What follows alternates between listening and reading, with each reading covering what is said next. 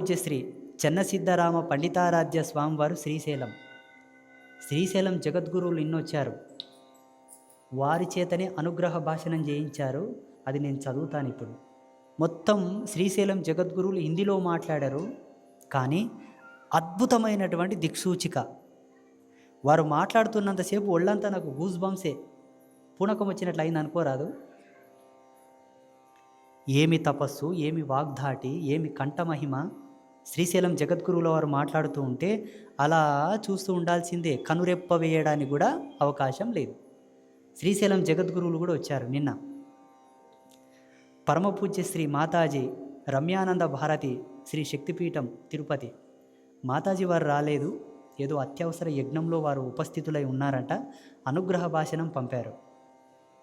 Courtallam పీఠాధీశ్వరి పరమపూజ్య Shri Mata శివచైతన్యానంద